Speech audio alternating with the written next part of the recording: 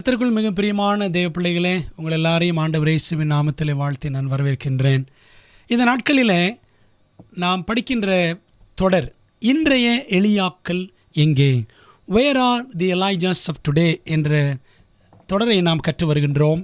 அதில் இன்றைக்கு நாம் பார்க்க போகிற பாகம் 8வது பாகம். செய்தியின் தலைப்பு என்னவென்றால் எலியா மனப்பான்மை, தி எலைஜா காம்ப்ளெக்ஸ். நமது தியான வசனம் 1 ராஜாக்கள் 19ஆம் அதிகாரம் 3-4 வசனங்கள். அவனுக்கு அது தெரிந்தபோது எழுந்து தன் பிராணனை காக்க யூதாவைச் சேர்ந்த பெயர்செபாவுக்கு புறப்பட்டு போய் தன் வேலைக்காரனை அங்கே நிறுத்திவிட்டான். அவன் வனாந்தரத்தில் ஒரு நாள் பிரயாணம் போய் ஒரு சூரச் செடியின் கீழ் உட்கார்ந்து தான் சாக வேண்டும் என்று கோரி, போதும் கர்த்தாவே, என் ஆத்மாவை எடுத்துக்கொள்ளும், நான் என் பிதாக்களை பார்க்கிலும் நல்லவன் அல்ல என்று சொன்னதாக நாம் இங்கே வாசிக்கிறோம்.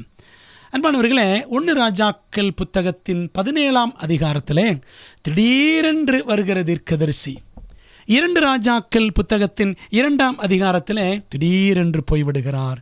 யார் அந்த திடீர் தீர்க்கதரிசி?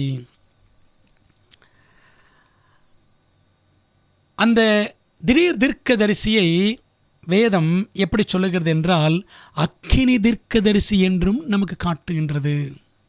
யார் தெரியுமா அந்த அக்கினி தீர்க்கதரிசி? யார் தெரியுமா அந்த திடீர் தீர்க்கதரிசி? எலியாதான். அன்பானவர்களே, 1 ராஜாக்கள் 17ஆம் அதிகாரம் 11ஆம் வசனத்தில் கிலெயாத்தின் குடிகளிலே திஷ்பியனாகி எலியா அப்படின்னு நம்ம பார்க்குறோம். 1 ராஜாக்கள் 17ஆம் அதிகாரம் 1ஆம் வசனத்தில் பார்த்தால் இந்த வார்த்தையை நாம் பார்க்கலாம். 2 ராஜாக்கள் 2:11 நீங்கள் பாருங்கள். சுழல் காற்றிலே பரலோகத்திற்கு ஏறி போனான், திடீரென்று அவர் தோன்றுவார், திடீரென்று போய்விடுவார். இந்த எலியாவை குறித்த மிக முக்கியமான அதிகாரங்கள் எங்கெங்கே பார்க்குறோன்னா 1 ராஜாக்கள் 17, 18, 19. 17ஆம் அதிகாரம் எலியாவின் தாழ்மையை பற்றி சொல்லுகிறது. Humility of Elijah. கேரி தாற்றங்கரைக்கு போகிறாரு, சரிதானே? அங்கே 1 வருஷம் இருந்தார். சாரிபாத்து வித வீட்டில் அங்கே ஒரு 2 வருஷம் இருந்தார். ஒரு மறைவான வாழ்க்கை, ஹியூமிலிட்டி, அவருடைய தாழ்மை. அன்று எங்கெல்லாம் போன்னு சொன்னார், அங்கெல்லாம் போனார். 18ஆம் அதிகாரம் எலியாவின் வீரதீரம், ஹீரோயிசம் ஆஃப் எலைஜா. கர்மேல் மலையில் கர்த்தர் தெய்வமா பாகால் தெய்வமா என்ற ஒரு வீரதீரமான செயலை நம்ம அங்கே பார்க்கிறோம். 1 ராஜாக்கள் 19ஆம் அதிகாரம் எலியாவின் மனுஷியம், ஹியூமனிட்டி ஆஃப் எலைஜா. போதும் கர்த்தாவே, என்னை எடுத்துக்கொள்ளும். இப்படி 3 அதிகாரங்களிலும் அவரை குறித்து நாம் அதிகமாக கற்றுக்கொள்கின்றோம். அந்த எலியாவை குறித்து யாக்கோபு தனது நிருபத்தில் யதார்த்தமாக வர்ணிக்கிறார். என்ன சொல்றார் பாருங்களேன். எலியா என்பவன் நம்மை போல பாடுள்ள மனுஷன் என்று யாக்கோபு 5ஆம் அதிகாரத்தில் நாம் படிக்கிறோம். அவனுக்கு வந்த பாடு என்ன என்று நாம் கற்றுக்கொள்ள வேண்டுமானால் 1 ராஜாக்கள் 19ஆம் அதிகாரத்தை கருத்தாக நாம் ஆராய வேண்டும். ஆகவே அதைத்தான் இன்றைக்கு நாம் கற்றுக்கொள்ளப் போகிறோம். ஜெபத்தோடு நாம் படிக்கலாமா? எங்கள் நல்ல பிதாவே, உம்முடைய நாமத்திற்கு நன்றி. இன்றைய எலியாக்கள் எங்கே என்ற தொடர் பாடங்களை கற்று வருகிறோம். இன்றைக்கு படிக்கிற பாடத்தையும் கர்த்தர் எங்களுக்கு ஆசீர்வதித்து தாரும். ஆண்டவரே, எலியா மனப்பான்மை என்ன, எங்களுடைய மனப்பான்மை எப்படி இருக்குது என்று கற்று நாங்கள் பாடம் படித்து, ஆண்டவரே, நாங்களும் கர்த்தருக்குள் பலனடைய இந்த நாளிலே கிருபைகளை தாரும். ஆவியானுடைய மெல்லிய சத்தம் எங்கள் இருதயங்களில் தொனிக்கட்டும். கர்த்தாவை சொல்லும் அடியார்கள் கேட்கிறோம். நீர் பெருகவும் நாங்கள் சிறுவும் கிருபை தாரும். இயேசுவின் மூலம் ஜெபிக்கிறோம் நல்ல பிதாவே, ஆமென். மாபெரும் தீர்க்கதரிசிக்கும் மனச்சோர்வு. அரசன் ஆகாபை கலங்க பண்ணினவன் இப்பொழுது கலங்கி நிற்கிறான். தனது ஊழியம் தோல்வியில் முடிந்து விட்டதோ என மனமடிவடைகிறான். நான் ஒருவனே நீதிமான், என்னையும் கொல்ல பார்க்கிறார்களே என்ற அவனது அகந்தையும் அந்த மனச்சோர்வுக்கு ஒரு காரணம். 1 ராஜாக்கள் 18ஆம் அதிகாரத்தில் நீங்கள் பார்த்தீங்க சொன்னால், பாகால் தீர்க்கதரிசிகளெல்லாம் வெட்டி போட்டவர் எலியா. 19ஆம் அதிகாரத்தில் 1ஆம் வசனத்தில் படித்து பாருங்கள். ஏசபேல் ஒரு சவால் விடுகிறாள். என்ன சவால் விடுறான்? நாளைக்கு இந்நேரம் எலியா உடம்புல அவன் தலை இருக்காது என்று சொன்ன உடனே இவருக்கு பயம் வந்துடுது. நான் ஒருத்தந்தான் நீதிமான், கர்த்தருக்கு பயந்தவன் என்னையும் கொல்ல பார்க்கிறார்களே என்று நினைத்து அவன் சோர்ந்து விடுகிறான். 1 ராஜாக்கள் 19 3-4 வசனங்கள் நம்ம ஆரம்பத்தில் படித்தோம். அதில் பாருங்களேன், தான் சாக வேண்டும் என்று கோரி, போதும் கர்த்தாவே என் ஆத்மாவை எடுத்துக்கொள்ளும், நான் இனி பிதாக்களை பார்க்கிலும் நல்லவன் அல்ல அப்படின்னு அவர் பிதற்ற ஆரம்பிக்கிறார், புலம்ப ஆரம்பிக்கிறார். அதற்கு பெயர்தான் மனச்சோர்வு அல்லது மனமடிவு என்று சொல்லலாம். மாபெரும் மனிதர்களுக்கு மனச்சோர்வா? அன்பானவர்களே, உயிர் பிழைக்க வேண்டும் என்று ஓடினவன் உயிரை எடுத்துக்கொள்ளும் என்று பிதற்ற ஆரம்பித்து விட்டான். அந்த மனச்சோர்வு, மனமடிவு மாபெரும் மனிதர்களுக்கும் ஏற்படுகிறது என்பது மனதுக்கு மகா அதிர்ச்சியாக இருக்கிறது. டிப்ரெஷன், மனச்சோர்வு. சரித்திரத்தை நாம் சற்று புரட்டி பார்க்கலாமே. இந்த மனச்சோர்வு யாரையெல்லாம் பாதித்திருக்கிறது? அன்பான தேவ பிள்ளைகளே, இந்த பிதற்றல் பட்டியலில் எலியா மட்டும் தனியாக இல்லை. இன்னும் 4 பேர் பழைய ஏற்பாட்டில் இருக்கின்றனர். பார்க்கலாமா? பைபிளையும் பார்ப்போம், சரித்திரத்திலையும் நாம் பார்ப்போம். மோசேயும் மரிக்க விரும்பினான். என்னாகும் 11:15 உம்முடைய கண்களிலே எனக்கு கிருபை கிடைத்ததானால் இப்படி எனக்கு செய்யாமல் என் உபத்திரவத்தை நான் காணாதபடிக்கு இப்பொழுதே என்னை கொன்று போடும் என்று வேண்டிக் கொண்டான். இஸ்ரவேல் ஜனங்களில் காட வேணும்னு புலம்பினாங்க, அழுது புலம்பினார்கள். படிக்கிறோம், அந்த அதிகாரத்தை ஃபுல்லாக படித்து பாருங்கள். நம்பர்ஸ் சாப்டர் 11, என்னாம 11ஆம் அதிகாரம். ஆண்டவரே என்னை கொன்று போடும் என்று மோசே அழுது ஜெபித்தான். 2வது, யோபுவும் மரிக்க விரும்பினான். யோபு 6:9 பாருங்க. தேவன் என்னை நொறுக்க சித்தமாய் தம்முடைய கையை நீட்டி என்னை துண்டித்து போட்டால் நலமாயிருக்கும். இவ்வளோ கஷ்டங்களை நான் அனுபவிக்கிறேனே. யோபு அவனும் மரிக்க விரும்பினான். 3வது, எரேமியாவும் மரிக்க விரும்பினான். எரேமியா கல்யாணமாகாத ஒரு தீர்க்கதரிசி. ஆண்டவர் விருந்து வீட்டுக்கும் போகக்கூடாது, துக்க வீட்டுக்கும் போகக்கூடாதுன்னு 3 சட்டங்களை எரேமியாவை கொடுத்து விட்டார். எரேமியா 16ஆம் அதிகாரத்தை வாசித்து பாருங்கள். இவனை, இந்த எரேமியாவை கண்டத்திலே அறைந்தார்கள், உளையான சேறு நிறைந்த குழியில் தூக்கி போட்டார்கள். அப்பம் கொடுக்கப்படவில்லை, தண்ணீர் இல்லை. ஒரு தன்னந்தனி தீர்க்கதரிசியாக, ஒரு பிரம்மச்சாரியாக எருசலேமை, இஸ்ரவேல் ஜனங்களை எச்சரித்து கொண்டே இருந்தார். பாபிலோன் ராஜா நேபுகாத்நேச்சார் வருவான், அவனை சேவியுங்கள், அவன் பின்னே போய்விடுங்கள், அவனுக்கு எதிர்த்து நிற்க வேண்டாம், பாபிலோனுக்கு பணிந்து போங்கள் என்ற செய்திகளை கொடுத்து கொண்டே இருந்தான். யூத ஜனங்கள், யூத அரசர்கள் அவனை நம்பவில்லை, படாய்படுத்தினார்கள். இந்த துஷ்ட வம்சத்தில் மீதியாயிருந்து என்னால் எல்லா இடங்களிலும் துரத்திவிடப்பட்டு மீந்திருக்கிற யாவருக்கும் ஜீவனை பார்க்கிலும் மரணமே விருப்பமாயிருக்கும் என்று சேனைகள் கர்த்தர் சொல்லுகிறார்.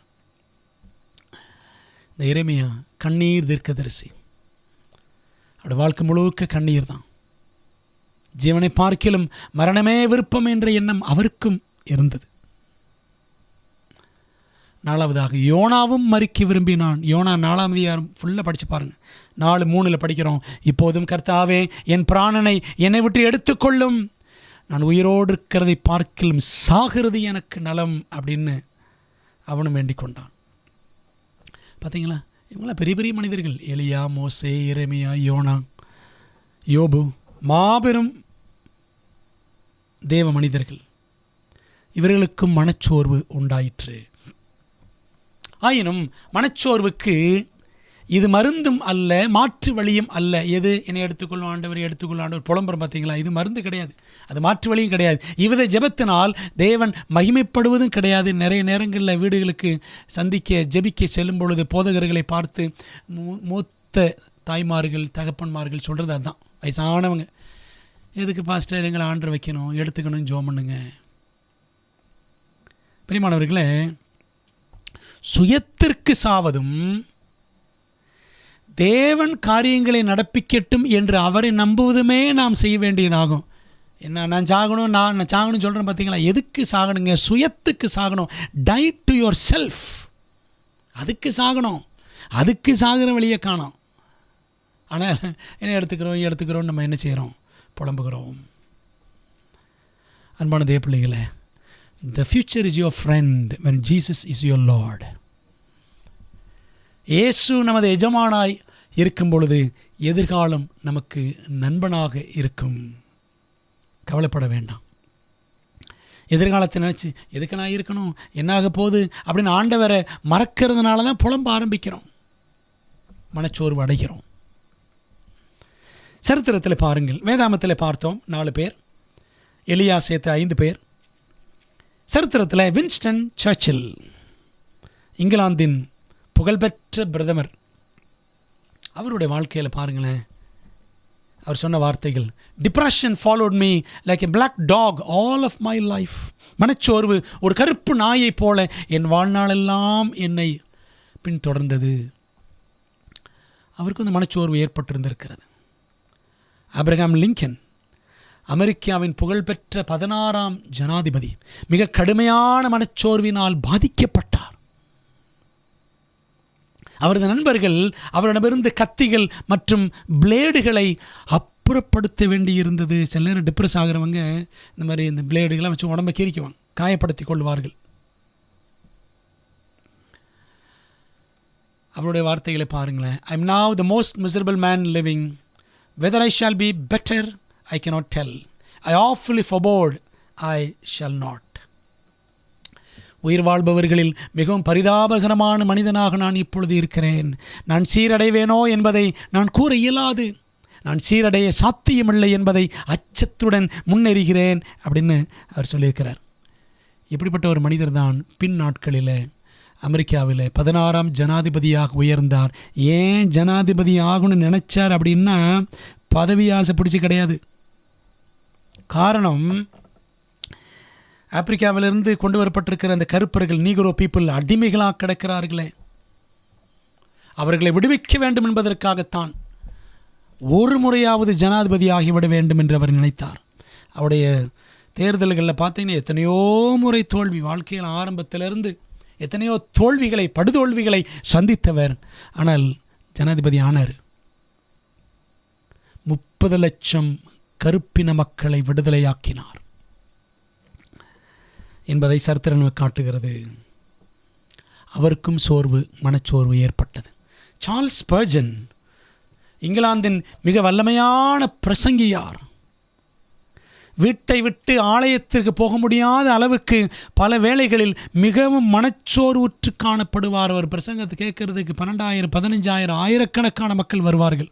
சில நேரங்களில் இந்த கூட்டமாக வருகிற மக்கள் மிதிபட்டு கூட செத்து இருக்கிறார்கள்.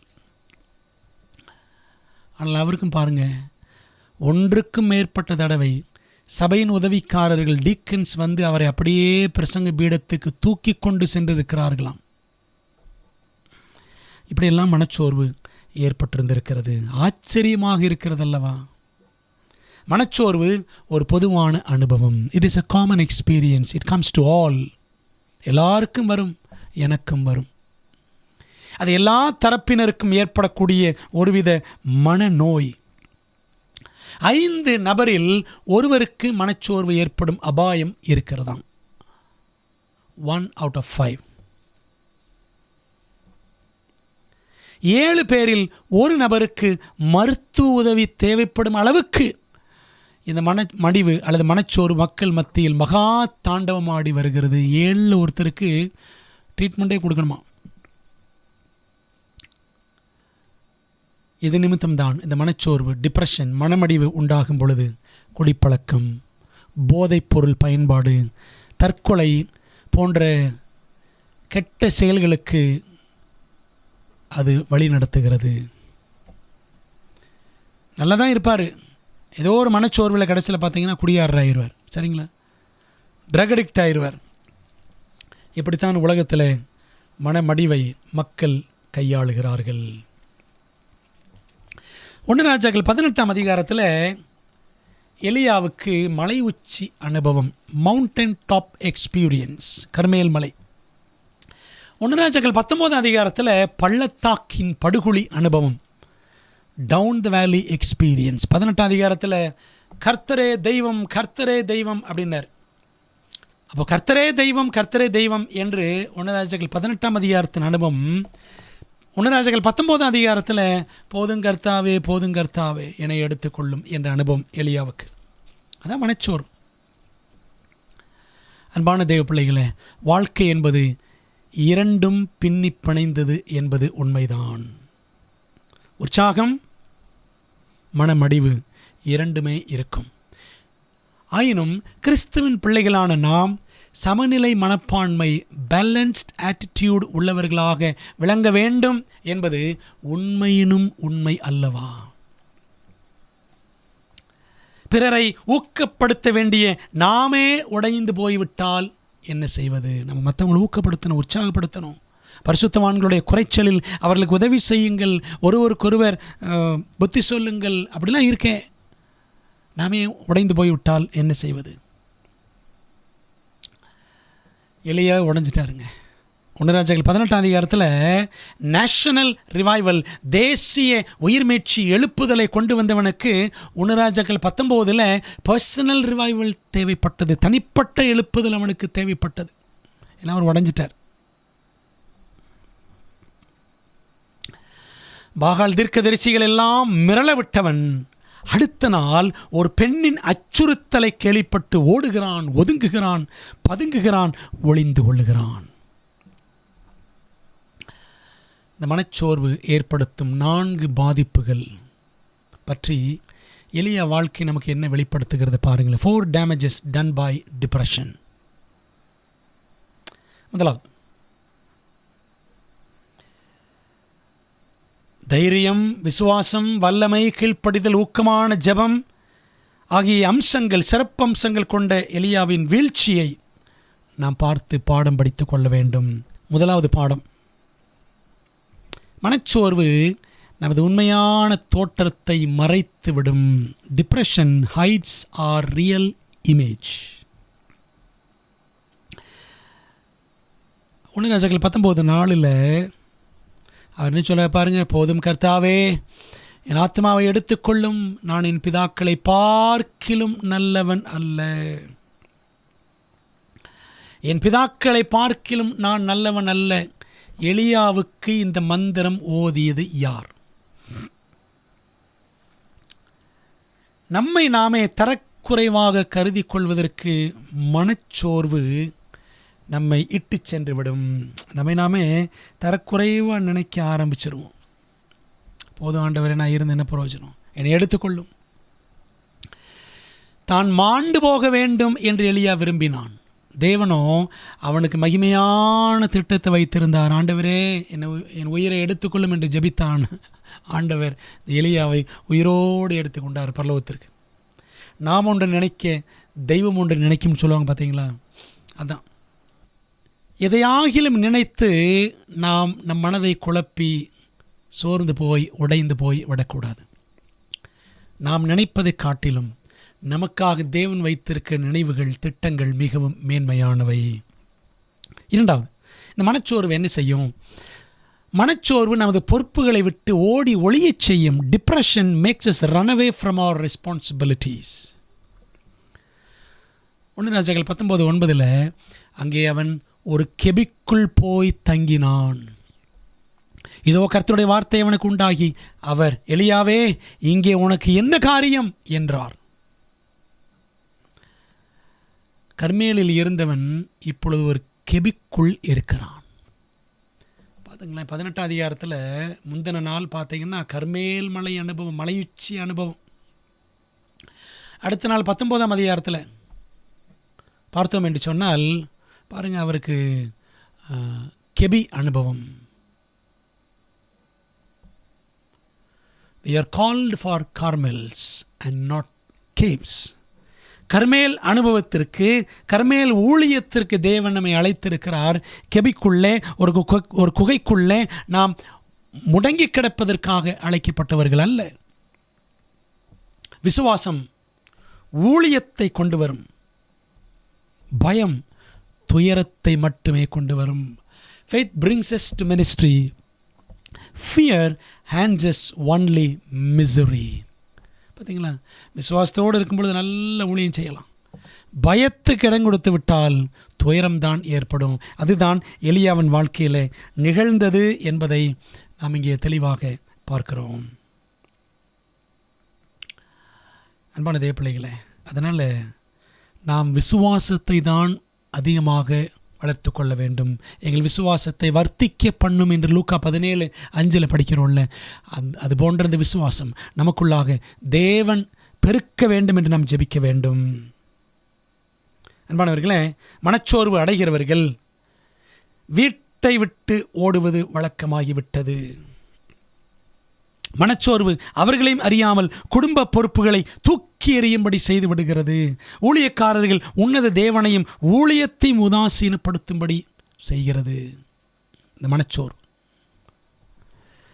அப்போ எவ்வளவு ஜாக்கிரதையாக நம்ம இதை கையாள வேண்டியது இருக்கிறது. 3வது பாடம், மனச்சோர்வு என்ன செய்யும்? மனச்சோர்வு அடுத்தவர் மீது பழி கூறுவதற்கும் வழி நடத்துகிறது. Depression causes us to blame others for our predicament. 1 ராஜாக்கள் 19:10 அதற்கு அவன், சேனைகளின் தேவனாய கர்த்தருக்காக வெகு பக்தி வைராக்கியமாய் இருந்தேன். இஸ்ரவேல் புத்திரர் உமது உடன்படிக்கையை தள்ளிவிட்டார்கள். உம்முடைய பலிபீடங்களை இடித்து உம்முடைய தீர்க்கதரிசிகளை பட்டயத்தினால் கொன்று போட்டார்கள். நான் ஒருவன் மாத்திரம் மீதியாயிருக்கிறேன். என் பிராணனையும் வாங்க தேடுகிறார்கள் என்றான் என்று வாசிக்கிறோம். பாருங்களேன், நான் ஒருவன் மாத்திரம் மீதியாயிருக்கிறேன். எலியா இஸ்ரவேல் புத்திரர் மீது பழியை சுமத்தி தன்னை நல்லவனாகவே காட்டிக்கொண்டான். தான் மட்டுமே நல்லவன் என்றும் அவன் கருதி கொண்டான். அப்படிதானே? ஆனால் ஆண்டவர் சொன்னார், எப்பா 7000 பேர் இருக்கிறாங்க, பாகாலை வணங்காத, பாகாலுக்கு முழங்கால் படியிடாத, அவனுக்கு முத்தம் செய்யாத, உதடுகளை உடைய 7000 பேரை இஸ்ரவேலிலே மீதியாக வைத்திருக்கிறேன் என்று ஆண்டவர் சொன்னார். எலியா நினச்சிட்டு நான் ஒருத்தன் தான் நல்லவன் நினச்சிக்கிட்டார். மனச்சோர்வு அடைந்தவனுக்கு எல்லாருமே கெட்டவர்கள் தான். எனது இக்கட்டான நிலைக்கு இவளே காரணம் என்று மனச்சோர்வுற்றவர் சுய பரிதாபத்துடன் புலம்புவார். சரிங்களா? அதனால் பிரியமானவர்களே, மனச்சோர்வு அடையும் பொழுது அப்போ என்ன நடக்குது? நம்மையே பார்க்குறோம், எனக்கு இப்படி ஆயிடுச்சே அப்படின்னு. அதே சமயத்தில் மற்றவங்களை பார்க்குறோம், இவரால் தானே இப்படி ஆச்சு அப்படின்னு. ஆனால் என்ன செய்யணும்? நம்ம ஆண்டவரை பார்க்க வேண்டும். 4வது பாடம், மனச்சோர்வு உண்மை தகவல்களை மங்கலாக்கிவிடும். Depression blurs the facts. 1 ராஜாக்கள் 19:18 பாருங்களேன், நான் சொன்ன வசனம். ஆனாலும் பாகாலுக்கு முடங்காதிருக்கிற முழங்கால்களையும் அவனை முத்தம் செய்யாதிருக்கிற வாய்களையும் உடைய 7000 பேரை இஸ்ரவேலிலே மீதியாக வைத்திருக்கிறேன் என்றார். நான் மட்டுமே ஹீரோ என்று எண்ணிக்கொண்டவனுக்கு இல்லை, எப்போ நீ வெறும் 0 தான். ஆண்டவர் 7000 பேர் இருக்கிறார்கள் என்று ஒரு புள்ளி விவரத்தை கொடுக்கிறார். இது இவருக்கு தெரியல, ஆண்டவர் அதை சொல்லி காட்டுறார். ப்ராஃபட்ஸ் அண்ட் கிங்ஸ் என்ற புத்தகத்தில், தீர்க்கதரிசிகளும் ராஜாக்களும் என்ற புத்தகத்தில் பக்கம் 170 வாசிக்கிறோம் பாருங்க. Elijah had thought that he alone in Israel was a worshipper of the true God. இஸ்ரவேலிலே தான் ஒருவன் மாத்திரமே மெய்தேவனை தொழுது கொள்ளக்கூடியவன் என்று எலியா நினைத்தான். But he who reads the hearts of all revealed to the prophet that there were many others who through the long years of apostasy had remained true to him. ஆனால் தேவன் இருதயங்களெல்லாம் ஆராய்ந்து அறிந்திருக்கிற தேவன் தீர்க்கதரிசிக்கு வெளிப்படுத்தினார், எலியாவே, நீ மட்டும்தான் உண்மையான விசுவாசி என்று நினைக்கிறாயா? மறுவிழுகை ஏற்பட்ட பொழுதும், தேசமே வழிவிலகி போன போதும், இந்த நீண்ட ஆண்டுகளின் ஊடாக எனக்காக, தேவனுக்காக உண்மையாய் நின்ற இன்னும் அநேகர் 7000 பேர் இருக்கிறார்கள் என்பதை தேவன் எலியாவுக்கு வெளிப்படுத்தினார். அன்பான தேவ பிள்ளைகளே, தேவன் நம்மை காண்கிறவர், அவர் நம்மை காக்கிறவர் என்ற உன்னத உண்மையை நம் மனதிலிருந்து மங்கச் செய்து விடுகிற இந்த படுபாதாள மனச்சோர்வை நாம் முறியடிக்க வேண்டாமா?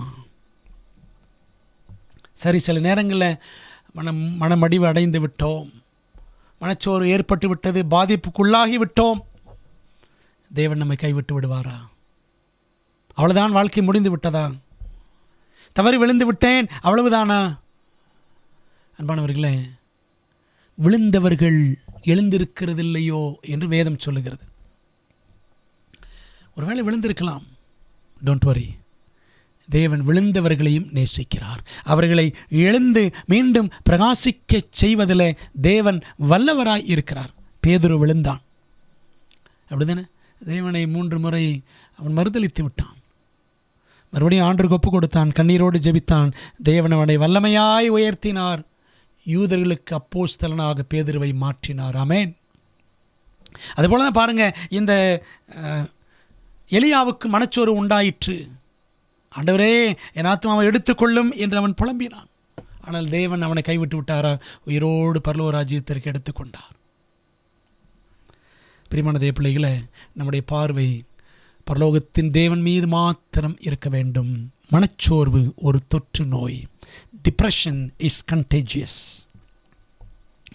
தேவனுடைய பெரும் ஊழியக்காரர்கள், கற்றுத்தேர்ந்த மாமனிதர்களுக்கெல்லாம் தொற்று நோய் போல மனச்சோர்வு பரவியிருந்திருக்கிறது என்றால் நாம் எம்மாத்திரம்?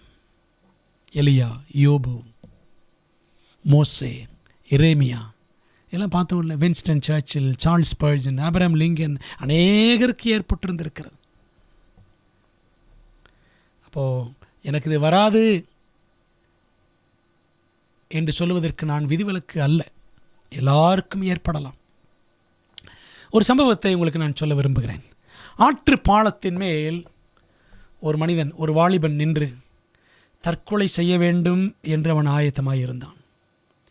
அதை சற்று தூரத்தில் பார்த்த ஒரு காவல்துறை அதிகாரி மெல்ல அவன்கிட்ட போய், ஏன்னா டிப்ரெஷனில் இருக்கிறவங்க திருதுப்புன்னு குதிச்சிருவாங்க, என்ன வேணாலும் செய்வாங்க. மெல்ல மெல்ல அவனிடத்தில் வந்து இந்த காவல்துறை அதிகாரி அவனிடத்தில் கொஞ்சம் கொஞ்சமாக பேச்சு கொடுக்க ஆரம்பிக்கிறார்.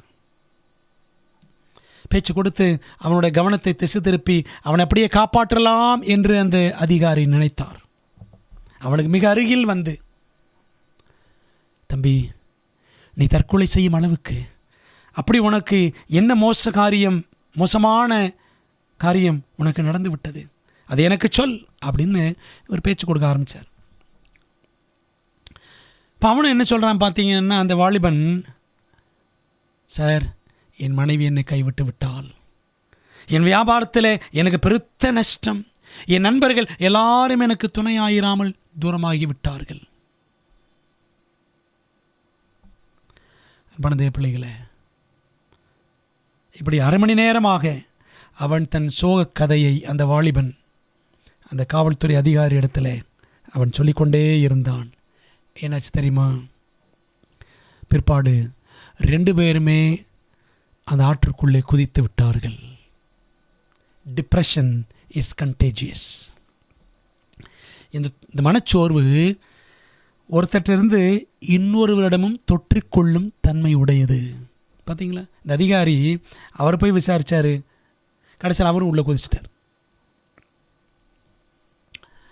ஆண்டவர் இயேசு கிறிஸ்துவுக்கும் பாருங்களேன், மனச்சோர்வு அப்படிப்பட்ட சூழ்நிலை ஏற்பட்டது. எல்லாரும் அவர் கைவிட்டு ஓடிவிட்டார்கள். கூட ஒருத்தருமே கெத்செமனே தோட்டத்தில் அவரோடு ஜெபிக்கவில்லை. 3 நெருங்கின சீஷர்களும் பேதுரு, யாக்கோபு, யோவானும் தூங்கிவிட்டார்கள். நித்திரை மயக்கமாக இருந்தார்கள். ஒரு முறை வந்து பார்க்குறாரு, இன்னும் தூங்கிக்கிட்டு தான் இருந்தாங்க. உலகத்தின் பாவபாரம் எல்லாம் அவரை அழுத்தியது. இரத்த வேர்வை ஒரு பக்கம் அவர் சிந்த நேரிட்டது. உடைஞ்சிட்டாரா? நொறுங்கி போய் விட்டாரா? இல்லை, பிதாவின் சித்தத்திற்கு முற்றிலுமாய் ஒப்பு கொடுத்து ஜெயித்தார். மனிதர்கள், அந்த 3 நெருங்கின சீஷர்கள் செய்ய தவறியதை பரலோகத்தின் தேவதூதன் இறங்கி வந்து அவரை பலப்படுத்தினான். பரலோகத்திலிருந்து தூதனை அனுப்பி பிதா அவரை பலப்படுத்தினார். அன்பானவர்களே, ஒன்று செய், ஒன்றுக்கும் கவலைப்படாதே. Do one thing. What is that one thing? அந்த செய்ய வேண்டிய ஒரு காரியம் என்ன தெரியுமா? ஒன்றுக்கும் கவலைப்படக்கூடாது. பைபிள் அப்படித்தான் சொல்லுது. பிலிப்பியர் 4ஆம் அதிகாரம் 6ஆம் வசனத்தை படித்து பாருங்கள். நீங்கள் ஒன்றுக்கும் கவலைப்படாமல், be anxious for nothing, be worried for nothing. ஒன்றுக்கும் கவலைப்பட வேண்டாம், தேவன் எல்லாம் பார்த்து கொள்வார். அப்படி எல்லாவற்றையும் தேவனுக்கு நாம் ஜெபத்தின் மூலமாக தெரியப்படுத்தும் பொழுது எல்லா புத்திக்கும் மேலான தெய்வ சமாதானம் உங்கள் இருதயங்களையும் உங்கள் சிந்தைகளையும் கிறிஸ்து இயேசுவுக்குள்ளாக காத்து கொள்ளும் என்று படிக்கிறோம். லூக்கா 10ஆம் அதிகாரத்தில் 38 முதல் 42 வரை படித்தோம் என்றால், மார்த்தாள் கவலைப்பட்டு கலங்கினாள். என் சகோதரி எனக்கு உதவி செய்யவில்லையே, மரியாள் சமைக்க வரமாட்டேங்கிறாளே. ஆண்டவர் சொன்னார், தேவையானது ஒன்றே.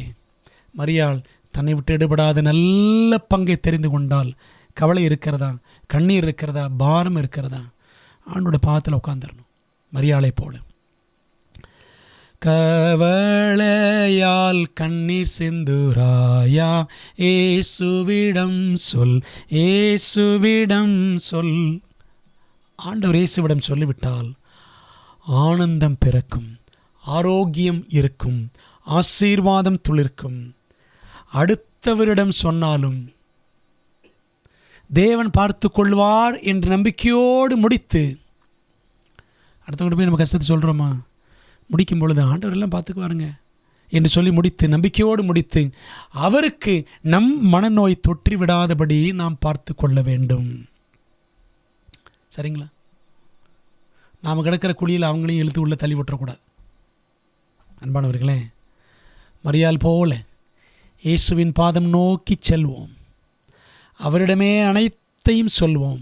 மனச்சோர்வை வெல்வோம். ஆமேன். ஜெபிக்கலாமா? எங்கள் நல்ல தகப்பனே, இந்த உலகத்தின் கடைசி நாட்களின் கடைசியில் இருக்கிற எங்களுக்கு நீர் மகிமையான ஊழியத்தை வைத்திருக்கிறீர். மனச்சோர்வு அடைந்து நாங்கள் பிசாசோடு படுபாதாளத்தில் ஆழமான படுகொலியில் விழுந்து விடாதபடி எங்களை நீர் பாதுகாத்து கொள்ளும். ஒருவேளை யாராகிலும் மனமடிவடைந்து உடைந்து போய் இருப்பார்கள் என்றால் இந்த செய்தியை கேட்கும் பொழுது தேவாவியானவர் அவர்களோடு பேசி உம்முடைய வசனத்தின் மூலமாக தேற்றி அவர்களை பலப்படுத்துவீராக. என் ஆத்மாவை எடுத்துக்கொள்ளும், என் உயிரை எடுத்துக்கொள்ளும் என்று எலியா ஜெபித்தார். ஆனால் தேவன் அவர் உயிரோடு எடுத்துக்கொண்டீர், பரலோகத்திற்கு அப்படியே எடுத்துக்கொண்டீர். ஆண்டவரே, எங்கள் நினைவுகளை விட உம்முடைய நினைவுகள் மேலானவை. எங்களுக்காக நாங்கள் நினைக்கிற திட்டங்களை விட நீர் எங்களுக்காக வைத்திருக்கிற திட்டங்கள் மிகவும் உயர்ந்தவை. ஆகவே ஆண்டவரே, உமையே நோக்கி பார்க்க எங்களுக்கு பலத்தை தாரும். ஆண்டவரே, சோர்ந்து போகாத எலியாக்களாக, உற்சாகத்தோடு செயல்படும் எலியாக்களாக எங்களை நீர் மாற்றும். ஆண்டவரே, வீரதீரமான எலியா சந்ததியாக, தாழ்மையுள்ள எலியா சந்ததியாக எங்களை மாற்றும். எங்கள் ஜெபங்களை கேட்டதற்கு நன்றி. உம்முடைய ராஜ்யத்திற்கு எங்களை ஆயத்தப்படுத்தும், அநேகரை ஆயத்தப்படுத்த எங்களை பலப்படுத்தும்.